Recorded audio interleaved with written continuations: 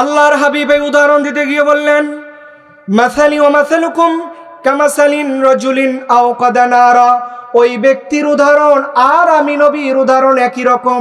যেই ব্যক্তি বিশাল একটা মাঠের মধ্যে গর্ত খনন করলো, আর এই মাঠের মধ্যে গর্ত খনন করে একটা জায়গায় তিনি আগুন জ্বালিয়ে দেয়। এই ব্যক্তি যখন আগুন জ্বালালো, এই আগুন দেখে এক শ্রেণীর ঘাস পোকামাকড় উড়ে আসে কি আসে না? জোরে বলেন, আসে কি আসে না? এই পোকামাকড় গুলো যখন উড়ে উড়ে আসতেছে, ওই ব্যক্তি বলল, ফাজালাল জানাদিবু আল ফারাশু ইয়াকান। ওই মানুষটা, ওই বেদুইন মানুষটা বলল, এই ফড়িং এদিকে আইস না, কারণ আগুনের মধ্যে তুই যদি পড়ো তোর ডানাও শেষ, তোর জীবনও শেষ, ঠিক কিনা? কারণ আগুনের মধ্যে কোনো কিছু পড়লে বাঁচবে। আল্লাহর হাবিব এই উদাহরণটা দিলেন এর জন্য, এই দুনিয়াতে হাজার হাজার লক্ষ কোটি কোটি উম্মত আছে, তারাও এই রকম ওই ব্যক্তির মতো, যেই ব্যক্তি বলল ফড়িং, এই জাহান্নামের আগুনের মধ্যে তোরা উড়ে উড়ে আসিস না, এই আগুনের মধ্যে পড়লে তুই সাথে সাথে মারা যাবি।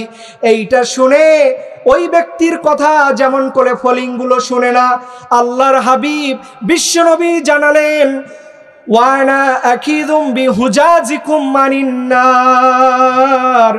আমিও আমার এক শ্রেণীর উম্মতদেরকে বলি, খবরদার উম্মত, জাহান্নামের দিকে তুমি ছুটে ছুটে যেও না। কিন্তু কি হবে এই কথা কে শুনে, কার কথা? আল্লাহর হাবিব বললেন, খবরদার খবরদার ওই লোকের মতো যেই লোক ফড়িংগুলোর ব্যাপারে বলছে এদিকে শোনা, কিন্তু ফড়িং কি ওই মানুষটার কথা একটাও শুনবে নাকি? আল্লাহর হাবিবের জন্য বলছেন, ওয়ান্তুম তাফাল্লাতুনা মিন ইয়াদি।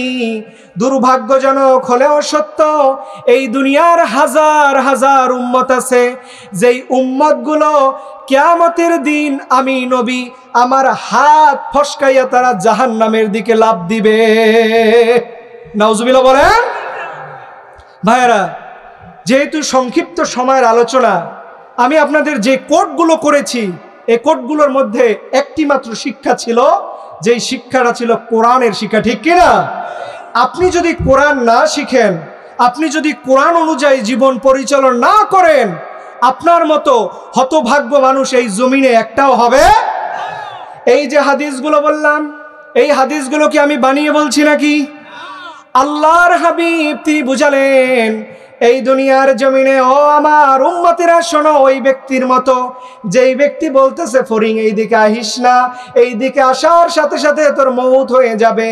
আর আল্লাহর হাবিব বলছেন, কিয়ামতের দিন আমি নবী আমার গুনাহগার উম্মতদেরকে জাহান্নাম থেকে বাঁচানোর জন্য তার কোমরের মধ্যে হাত দেই।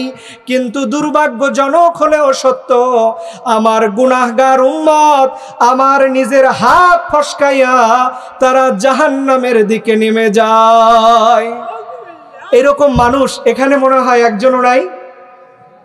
কথা বলেন, শোনেন, সবগুলো হাদিস এবং কোরআনের টেক্সট দিয়ে কথা বললাম।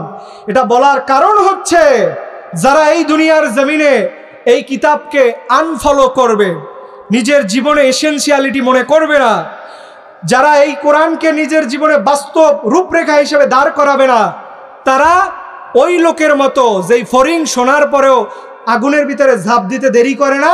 আপনারা আমরা যারা কোরআন না মেনে জীবন পরিচালনা করব, আমাদেরকেও সেই দিন জাহান্নামে ঝাঁপ দিতে হবে। বলেন ঠিক কিনা?